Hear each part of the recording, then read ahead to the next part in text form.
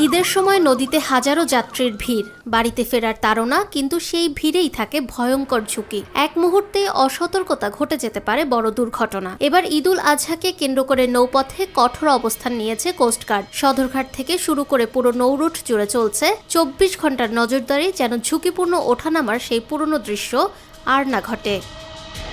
মাঝ নদীতে ছোট নৌকা বা ট্রলার থেকে লঞ্চের যাত্রী ওঠানামা নৌ দুর্ঘটনার অন্যতম প্রধান কারণ হিসেবে চিহ্নিত করেছে বাংলাদেশ কোস্টগার্ড। ঈদযাত্রার সার্বিক নিরাপত্তা প্রস্তুতি জানাতে আয়োজিত সংবাদ সম্মেলনে এ বিষয়ে বিস্তারিত তথ্য তুলে ধরা হয়। সংবাদ সম্মেলনে বাহিনীর মহাপরিচালক রিয়ার অ্যাডমিরাল মোহাম্মদ জিয়াউল হক বলেন, টহল দল নিয়মিত অভিযান পরিচালনা করছে যাতে কেউ ঝুঁকিপূর্ণভাবে নৌযানে ওঠানামা করতে না পারে।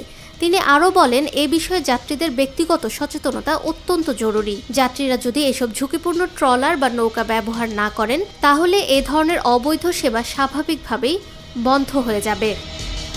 প্রতি বছর ঈদ মৌসুমে সদরঘাট লঞ্চ টার্মিনালে ছোট নৌকা বা ট্রলার থেকে লঞ্চে ওঠার সময় দুর্ঘটনা ঘটে থাকে। গত রোজার ঈদেও প্রাণহানির ঘটনা ঘটেছে, সেজন্য এবার বিশেষভাবে নজর রাখা হচ্ছে।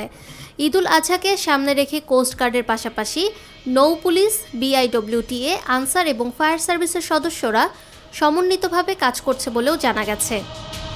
এছাড়াও জলবায়ু পরিবর্তনের কারণে আবহাওয়ার অনিশ্চয়তা বিবেচনা করে লঞ্চ মালিক ও চালকদের সঙ্গে সার্বক্ষণিক যোগাযোগ রক্ষা করা হচ্ছে এবং বৈরী আবহাওয়ায় দ্রুত ব্যবস্থা গ্রহণের প্রস্তুতি রাখা হয়েছে। ফাহমিদা বিনতে আনোয়ার, নিরপেক্ষ,